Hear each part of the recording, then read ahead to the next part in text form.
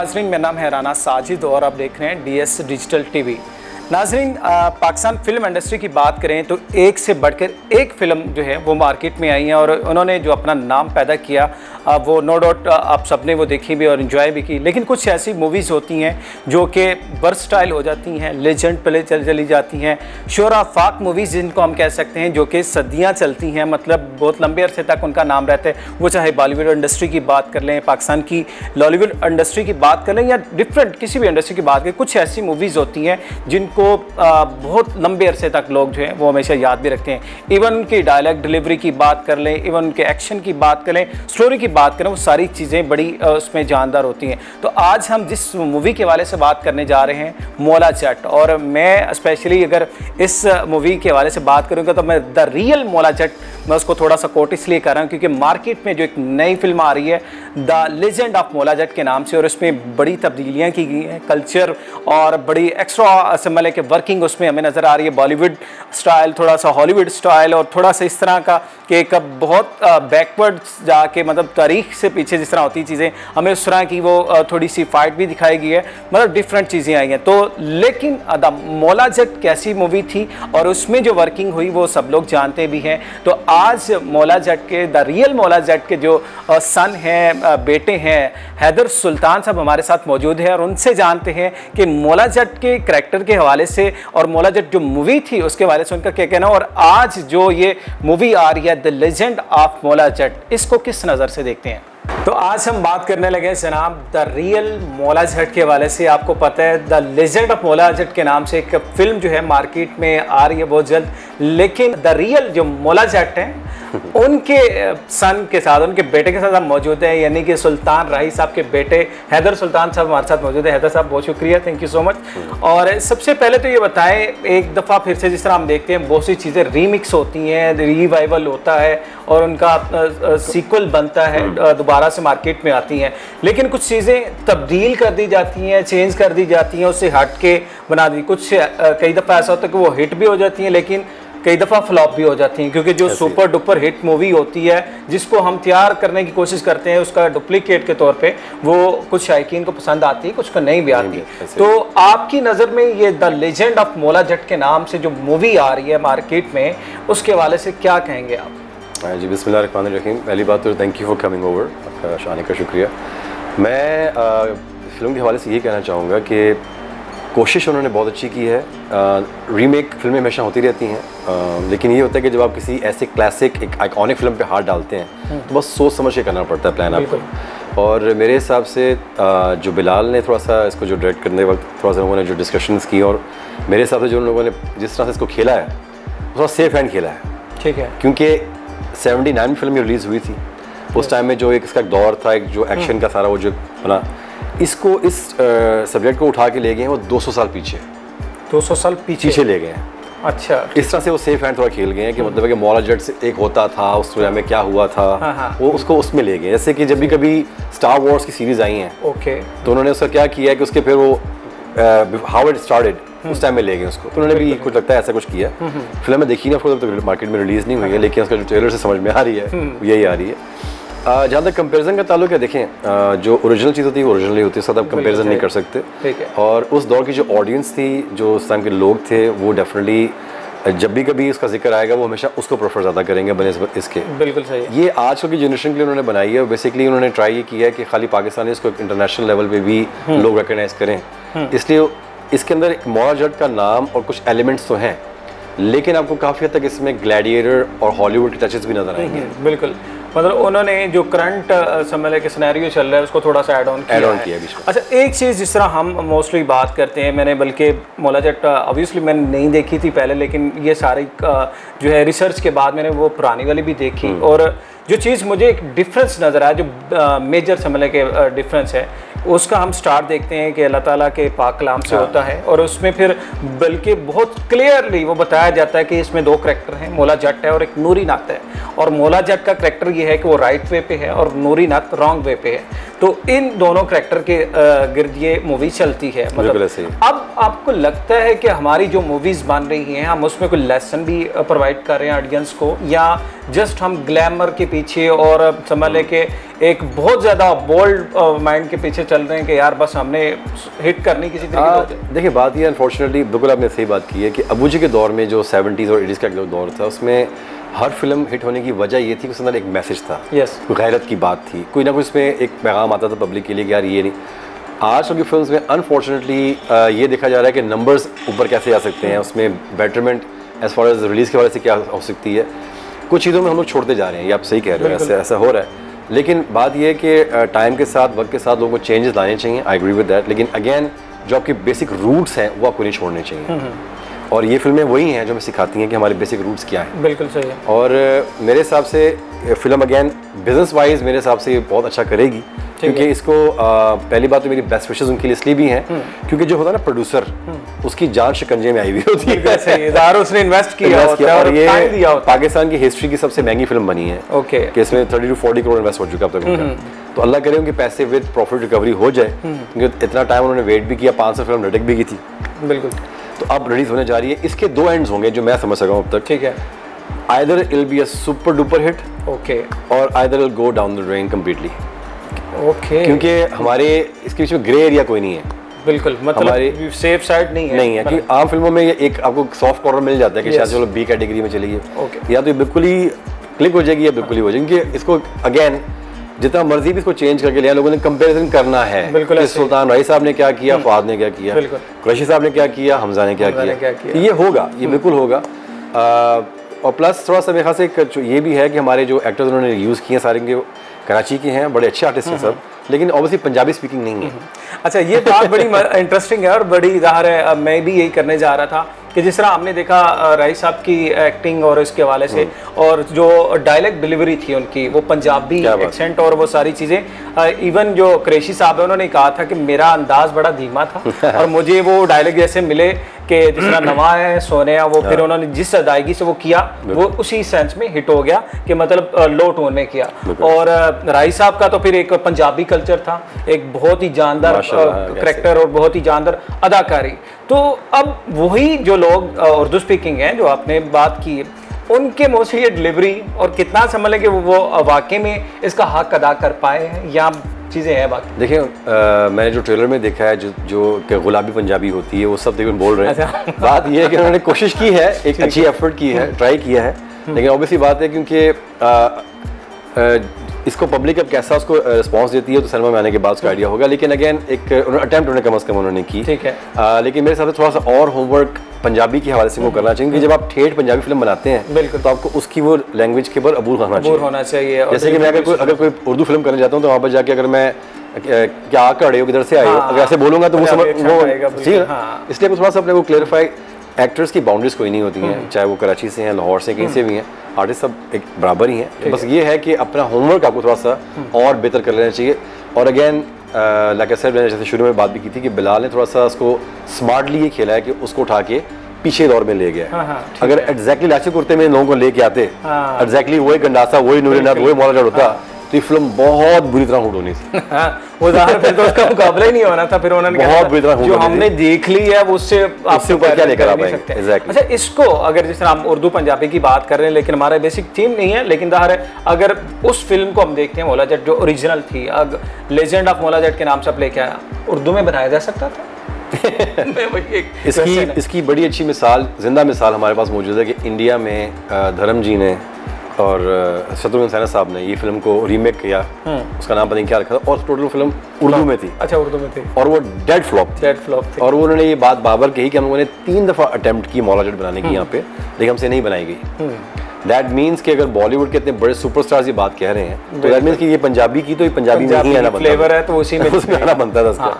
उर्दू में ये फिल्म मेरे को, लेकिन उसमें ज़ाहिर अगर आपकी करैक्टर भी पंजाब के वो पंजाबी एक्सेंट के वाले चीज़ें हो जाती वो ज़्यादा बेहतर था। लेकिन जिस तरह हम बात करते हैं अपने बॉलीवुड की बात की, शोले उनकी फिल्म, मुगल आजम फिर उनकी मूवी थी, वो ऐसी मूवीज़ हैं जो मतलब आइकॉनिक है। और यहीं से पाकिस्तान की अगर बात कर ले तो ये फिर मौला जट के आगे उनकी भी उन्होंने भी जिस तरह के हमने अटेम्प्ट्स की, लेकिन हमसे उस तरह की नहीं बन पाए। अच्छा, बड़ी खूबसूरत बात, अभी कुछ दिन पहले सौरभ भट्टी साहब आए थे जिसके जो प्रोड्यूसर हैं, मुझे बड़ा अच्छा लगा, वो मिलने के लिए घर पे आए थे कुछ दिन पहले, हमारी गपशप हो रही थी, तो उन्होंने बड़ी मज़े की बात बातों बातों में की। उन्होंने कहा यार कि मैंने उस दौर में जब सुपर हीरोज़ का कॉन्सेप्ट नहीं था, मैंने सुपरमैन इंट्रोड्यूस करवा दिया मौला जट की शक्ल में।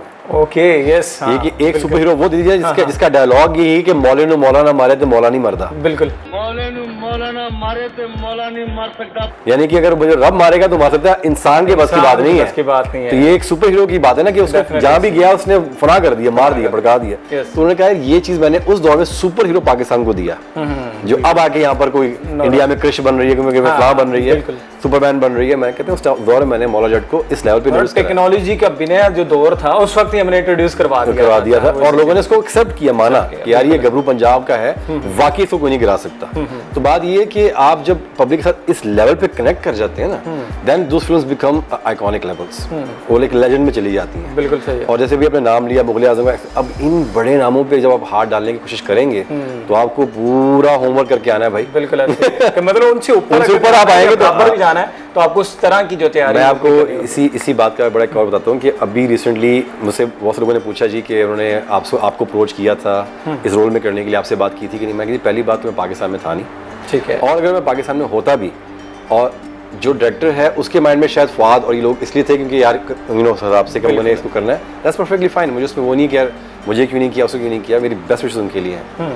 अभी जो हम लोग अपने लिए जो प्लान करने जा रहे हैं इंशाअल्लाह पुत्र मौला जड़दा, वो हम इंशाअल्लाह और वो रीजनली पुत्र मौला जट हमारे साथ बैठे भी हुए हैं, और वो फिल्म का स्क्रिप्ट जो सा है लिखवाया भी उनसे जा रहा है जिन्होंने मौला जट लिखी है, नासिर दीप साहब से। यस बिल्कुल, यही बात जो भी आपने कही कि उससे हम लोगों ने 2 दफा स्क्रिप्ट को रिवाइज कर लिया हुआ है, क्योंकि वो अभी तक इस लेवल पे आ रहा है मौला जट के साथ। ओके, हम चाह रहे हैं कि वो यहाँ पर आए, क्योंकि यहाँ पर आएगा तो पब्लिक मानेगी।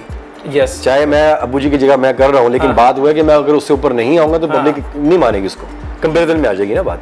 अच्छा, एक चीज़ ये आपने ब्रेकिंग न्यूज़ तो दे दी हमारे इस शो में और मुझे बड़ा अच्छा लगा है, और मोस्टली मेरे जहन में भी बहुत ज़्यादा क्वेश्चन जो हैं वो आ भी रहे हैं। जिस तरह हम देखते हैं बहुत सी फिल्मों के, जैसे मैंने पहले के सीक्वल्स बनते हैं, रिवाइवल होती हैं चीज़ें, और ये बड़ा अच्छा ऑप्शन आपने बताया, मतलब जिसके ऊपर अब वर्किंग हो रही है, पुत्र मौला जट, ठीक है। और इसमें मेरा ख्याल है अगर आप इस चीज़ के ऊपर, और हमारे सामने तो मौजूद हैं, आप सेलिब्रिटीज़ भी हैं, और ज़ाहिर है राय साहब के बेटे हैं, सरमाया पाकिस्तान का, फिल्म इंडस्ट्री का सरमाया, और ये ऐसा ऑप्शन है अगर आपको लगता है कि हम उस लेवल पे जाके ये सारी चीज़ें करते हैं और दोबारा से कहते हैं, जिस तरह हम ये लेजेंड ऑफ मौला जट की बात कर रहे हैं, रिवाइवल है, फिर मौला जट के कंटिन्यू, जिस तरह उसको कहते हैं, आप उसकी एक एपिसोड कंटिन्यू कर ले। बिल्कुल ऐसे ही है। देखिए बात फिर वो आती है कि ये जिस तरह की इन्होंने बनाई है, जिस तरह की इन्होंने बजटिंग लोगों ने की है, ये और प्लानिंग के तहत की है। हम लोगों ने उस पब्लिक को, उन लोगों को टारगेट करा है जो ओरिजिनल मौला जट के फैंस रहे हैं। बिल्कुल सही है। आगे उनकी सेकंड जनरेशन आ चुकी है, थर्ड जनरेशन आ चुकी है जो मौला जट को जानती है। तो हम लोगों ने उन लोगों को अब सिनेमा में लेकर आना है। तो हम लोग ट्राई ये कर रहे हैं कि उस स्क्रिप्ट को उसके दायरे के आसपास ही बनाएं। बिल्कुल ठीक है। तो वो इंशाल्लाह वो बहुत मजे का बन रहा है। उसको हम लोगों ने सेकंड टाइम रिवाइज किया, अब उसको फिर इस दफा उसको शक्ल दे रहे हैं उस तरह की। तो इंशाल्लाह मुझे उम्मीद है कि पब्लिक को कोई एक हल्की सी झलक अबू जी की मेरे में नजर आएगी स्क्रीन पे। क्या बात है, चले जी, ये बड़ी अच्छी बात है। और ज़ाहिर है वो चीज़ें मैं वही कंटिन्यूसली चलती ही रहना, मतलब जिस तरह एक जनरेशन पहले थी, फिर उसकी generation next and next next, उसी हिसाब से में वो मिलता रहे, मैटर मवाद मिलता रहे, फिर वो चीज़ें मतलब इसी तरह कैरी होती हैं, बड़ी अच्छी होती हैं। अच्छा, दोबारा से आते हैं मौला जट के हवाले से, जिस तरह हम बात कर रहे हैं, तो क्या लगता है जब राय साहब जाते थे एक्टिंग के लिए, मौला जट की स्पेशली जो स्क्रिप्ट आया, जब सारी चीज़ें आई सामने, तो आपकी अगर उस टाइम की कुछ मेमोरीज हैं मौला जट के रिगार्डिंग, तो वो थोड़ी सी शेयर कर दें। क्या फीलिंग्स क्या थी, और जब ये फिल्म सुपर डुपर हिट हो गई थी उसके बाद फिर क्या? एक्चुअली जब ये फिल्म लगी उसके बाद मैं बहुत छोटा था आज से ज़्यादा, उसको शायद मतलब बहुत ही I was very young at that time. और दूसरी बात ये है कि मैं सिनेमा तो ऑफ कोर्स नहीं गया, लेकिन जहाँ पे फिल्म लगी थी उसकी पिक्चर्स मैंने देखी हैं कि उस टाइम में फर्स्ट टाइम ये भी भट्टी साहब को उसका जाता है क्रेडिट कि उन्होंने स्टैंडीज बनवाई थी। और मुझे इन्होंने बताया था कि मौला जट का जो गंडासा है वो एक्चुअली उस कैरेक्टर के हाथ में दिया हुआ था। अबू जी की पूरी कटिंग थी और ऐसे क्रशी साहब की पूरी कटिंग थी। और उस टाइम में फिर एक कॉमेडी फिल्म भी बनाई गई थी इसमें नन्ना साहब और अलीजा साहब से, तो उन्होंने कॉपीज उन्होंने की, कॉमिक बनाया था उसके ऊपर उन्होंने। लेकिन उस दौर के मुताबिक जब फिल्म जब स्टार्ट की गई थी कि उस टाइम में सब एक्शन एक्शन एक्शन, आगे पीछे शेर खान लग रही है, चनवरियाम लग रही है, मौला जट भी बीच में ऐसे आई। तो उस टाइम में क्या था कि लोगों को था कि यार ये फिल्म ऑब्वियसली अच्छी जाएगी, लेकिन ये आइडिया नहीं था कि इसको आके आर्मी उतारेगी कि 3 साल तक ये लगी रहेगी। यानी कि लिटरली आर्मी ने आके उसको उनको बोला था कि भाई और फिल्मों के लिए इसको बस करें, इसको उतरने दें। इतने वीक्स कर गई थी माशाल्लाह, तो सुपर प्लैटिनम जुबली कर गई थी मूवी। तो ये बात है कि जब आप फिल्म बना रहे होते हैं आप कोशिश तो करते हैं अच्छी बनाएं, लेकिन आगे पब्लिक का रिस्पांस क्या देगी वो लगने के बाद आपको आइडिया होता है। तो जब अबू जी इसमें काम कर रहे थे उनका भी ये था कि ठीक है मेरी एक और एक्शन फिल्म आ रही है। अबू जी का काम का ये था कि जितना जब मैंने होस्ट संभाला के साथ, जब मैं कभी कभी शूटिंग्स में रहता था, तो वो अपना 100% देते थे रिगार्डलेस वो फिल्म किसी की भी है। बिल्कुल सही। उन्होंने कभी ये नहीं किया कि यार अच्छा ये हल्का प्रोड्यूसर है चलो टावर डोर कर देंगे, नहीं, काम के साथ अपने साथ उन्होंने डे 1 से जो उनका पैशन था ना वो आखिरी टाइम तक उनके साथ रहा, उन्होंने कभी छोड़ा नहीं उसको। बिल्कुल सही। और अब आके वो थोड़ा सा कभी कहते थे यार कि घोड़े के शॉट्स हैं, कभी किसी से करा लिया, कोई कहते हैं नारा जी तुसी करेगा तो तुसी राइडिंग अच्छी कर दे। तो बाद ये उनका पैशन आखिरी टाइम तक मास्टर उनका बड़ा ज़बरदस्त रहा। तो ये कि मेरी पर्सनली, मैं ये नहीं मौलाजट के बारे में बात करें इसलिए बोल रहा हूँ, मेरी अबू जी की टॉप 3 मेरी फेवरेट फिल्में हैं, top 3। Okay. Number 1 Bashira, number 2 मौलाजट, और नंबर 3 बाबू सदके तेरे। मुझे ये बहुत ही ज़्यादा पसंद है फिल्म मुझे, और तीनों में आपको अबू जी डिफरेंट स्टाइल में नजर आएंगे। ये मज़े की बात है। बिल्कुल सही है। चले, बड़ी अच्छी बात है। और ज़ाहिर है ये चीज़ें वो होती हैं जिस तरह गोल्डन मेमोरीज शेयर कर रहे हैं। राय साहब के बेटे हमारे साथ मौजूद हैं, और टाइम जो है वो ज़ाहिर ऑब्वियसली गुजरता है और उसके बाद एक रिवाइवल आता है दोबारा से। इंडस्ट्री के हवाले से हम बात करते हैं, आपको लगता है ये जिस तरह आपने बात तो कर रही, यहाँ तो ये बहुत ऊपर जाएगी, यहाँ पे बिल्कुल गुमनाम हो जाएगी, the legend of Maula Jatt की हम बात कर लें, रिवाइवल मिल सकता है इंडस्ट्री को? देखें ये कंसिडर होगी कि यहाँ पे पंजाब से फिल्म रिलीज़ हो रही है, यहीं से बनाई गई, यहाँ पे रिलीज़ हो रही है, तो हम तो उसके लिए ये विश करें कि ये बहुत अच्छी जाए, क्योंकि डेफिनेटली बात है एक फिल्म यहाँ से पंजाब से खड़ी होनी ज़रूरी है, तो फिर से इंशाल्लाह हमारी इंडस्ट्री फिर से अपने पैरों पे खड़ी हो जाएगी। तो मैं जब से अमेरिका से आया हूँ, मैं तो ये कर रहा हूँ कि अल्हम्दुलिल्लाह जितना भी मैं अभी तक मैं काम कर रहा हूँ इसी में ही लगा हुआ हूँ, ठीक है, कि हमारी इंडस्ट्री का रिवाइवल हो जाए। ओके। मैं जो से अब आप हैं और कोई 4-5 दोस्त बैठते हैं, जब भी कभी फिल्म को साइन करने के लिए आते हैं, यहाँ पे घर पे मीटिंग हमारी होती है, मैं हमेशा उनसे ये बात करता हूँ कि यार आप कुछ नया लेकर आएँ जो पब्लिक देखना चाहती है। हमारे साथ पड़ोसी मुल्क में अगर आप देखें तो बात वही है, एक्शन में बात हो रही है, रोमांस में बात हो रही है, लेकिन उनका प्रेजेंटेशन का टाइप चीज़ डिफरेंट होगी ना, बिल्कुल आजकल के मुताबिक आपको करना पड़ेगा। तो मैं हमेशा उनसे ये कहता हूँ, लेकिन जब मुझे कहते हैं जी हमारा ये है, मैं कहता हूँ ठीक है मशा में दे दिया आपको, अब आगे जैसे आपने करना आप करें। तो ये फिल्म मेरे हिसाब से इंशाल्लाह ताला हमारी फिल्म इंडस्ट्री के लिए, पाकिस्तान की इंडस्ट्री के लिए, लाहौर की इंडस्ट्री के लिए एक रिवाइवल का जरिया साबित होगी। चले इंशाल्लाह ताला, बल्कि अच्छी बात है, ज़ाहिर है कि ना सिर्फ से फिल्म किसी की भी चलनी चाहिए, बात ये हमारे एक्टर्स हैं, रोजगार है उनका बेहतर होगा, वो सारी चीज़ें होंगी। इंडियन पंजाब की अपने बात की है, हम जब 1979 की बात करें, मौला जट की, वो टाइम था जब भाई साहब थे और वो सारी चीज़ें मतलब चल रही थी, पंजाबी फिल्म पाकिस्तान की सुपर हिट इंडस्ट्री जा रही थी। अब आपको पता है इंडियन पंजाब की जो मूवीज़ हैं बहुत ज़्यादा लाइक की जाती हैं, देखी जाती है, और ओवरऑल मतलब कि वर्ल्ड वाइड उनकी ऑडियंस है, व्यूअरशिप है।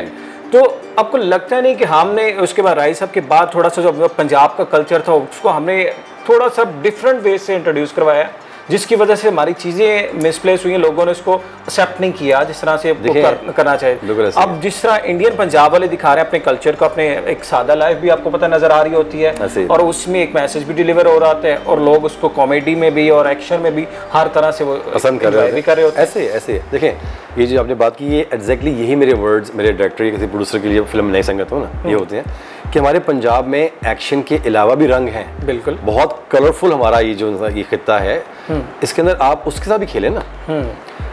अबू जी के दौर में अगर आप देखें फिल्में उठा के, तो उसके अंदर आपको पूरा कल्चर नजर आता था पंजाब का, और उसमें हर चीज नजर आती थी, बिल्कुल, और फिल्म आपको भरी भरी लगती थी इस टाइम। आज फिल्म हमारी खाली से होगी हुई है क्योंकि हम उसमें इतनी मेहनत अब नहीं करते। पहले वक्त में मटेरियल महंगा था, फिल्म महंगी बनती थी, काम पे तवज्जो बहुत थी, और बहुत ज्यादा लोग टाइम स्पेंड करते थे उसके ऊपर अच्छा करने के लिए। अब जितनी ईजी होगी फिल्म बनानी, उतने लोग भी ईजी हो गए। तो मैं हमेशा कहता हूँ यार मेहनत ना छोड़ें, मेहनत करें। आप वही लोग हैं जिन्होंने ऐसी सुपर फिल्में दी हुई हैं, आप बना सकते हैं। तो आपने जो बात की, मैं भी ये कहता हूँ कि हमारे पास इतने अच्छे अच्छे टॉपिक्स पड़े हुए हैं। देखिए एक्शन, पंजाब की मिट्टी गर्म है, एक्शन मांगती है उसके बगैर हमारा गुजारा नहीं है। कल्चर भी आपका बहुत स्ट्रांग है। हाँ, लेकिन बात ये है कि सिर्फ एक्शन पे ही आप रहें, ये भी जरूरी नहीं है। आप उसके बीच में कॉमेडी भी लेके आए, रोमांस लेके आए, सेंटिमेंट्स लेके आए। बॉलीवुड वाले हमेशा बड़ी सी मिसाल देते हैं, मुझे बड़ी सी लगती है बात, उन्होंने उठाई हॉलीवुड से। फिल्म कोई भी आप बनाएं, किसी तरह की बनाएं, उसकी सबसे मेन इंग्रेडिएंट्स होती है एंटरटेनमेंट। बस जेब में ये रख के अगर फिल्म बनाएंगे ना, तो ऑडियंस आपके पास आएगी देखने के लिए। अगर आप उसकी हट के बनाएंगे, कुछ भी करेंगे, तो शायद वो चले ना चले, अल्लाह आलम। तो हमेशा मैं यही कहता हूँ कि यार फिल्म आप लोगों के लिए वो बनाएं जिसने आके 1000-1200 खर्च करना है, साथ फैमिली को भी लेके आना है, पॉपकॉर्न भी खाने हैं, तो कुछ देखने के लिए आएगा ना, वैसे तो उठ के नहीं आ जाएगा।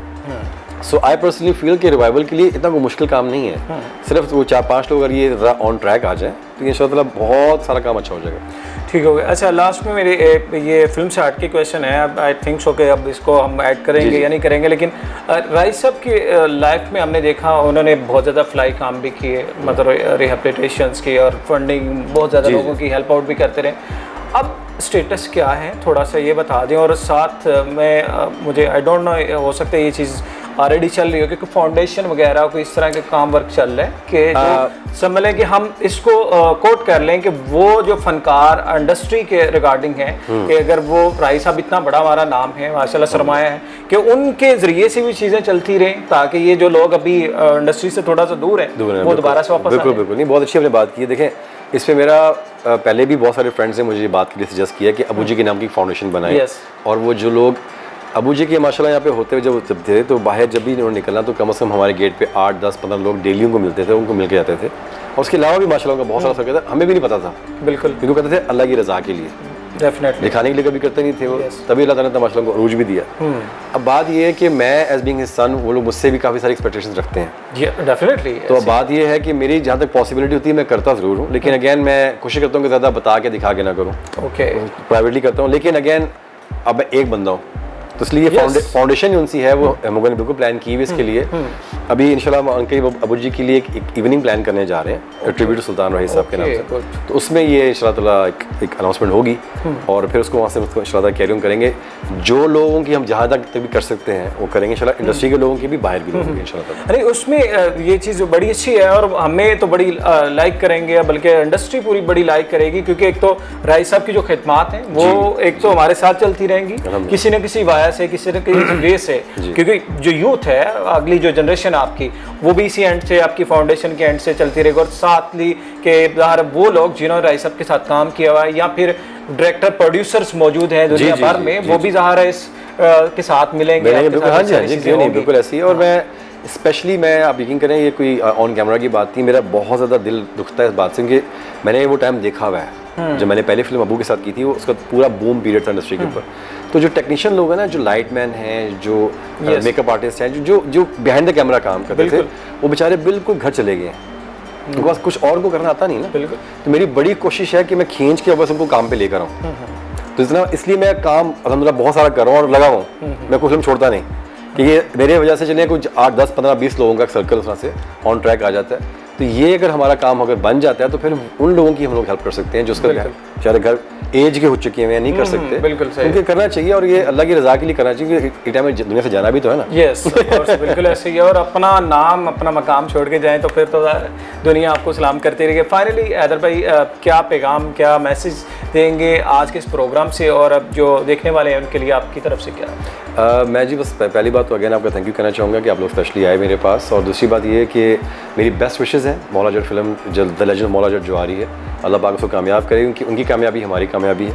और जितने भी लोग ये शो देख रहे हैं, मैं ये कहना चाहूँगा कि जो अबू जी हमेशा अपने ऑटोग्राफ के साथ लिखते थे कि नमाज कायम करें, आपके जो बड़े बुजुर्ग घर में मौजूद हैं, आपके पेरेंट्स मौजूद हैं, अल्लाह ताला उनको ज़िंदगी से दें, उनकी खिदमत करें और अपने आस पास के लोगों का ख्याल ज़रूर करें, क्योंकि अपना तो हर कोई करता ही है, आस पास लोगों का करना बहुत ज़रूरी है। थैंक यू सो मच जी, बहुत शुक्रिया। और यकीनी तौर पे एक जो ब्रेकिंग न्यूज़ है और जो चीज़ें हमें सीखने को मिली हैं वो मैं लाजमी शेयर करूंगा, और मैं बहुत बेचैन भी हूं कि जो इन्होंने बात की है पुत्र मौला जट था कि नेक्स्ट जो जनरेशन को हम एक समझ एक तोहफा देने जा रहे हैं, एक बड़ी अच्छी जो है मूवी वो देने जा रहे हैं। और मुझे खुद भी एक्साइटमेंट है कि नेक्स्ट जो मैं प्रोग्राम करूं उसके रिगार्डिंग हो, क्योंकि आज तो हमने बात की the legend of Maula Jatt और मौला जट के हवाले से, लेकिन आज जो अहम हमें जो पेशरफ्त मिली है कि एक अच्छी चीज़ है कि मूवीज़ पाकिस्तान में बनना शुरू हो चुकी हैं और दोबारा से ये चीज़ें हमें वो दिखने में मिलेंगी, अच्छी स्टोरीज, अच्छी कहानी और अच्छी समझ लें कास्ट और वर्किंग जो हमें वो नज़र आएगी,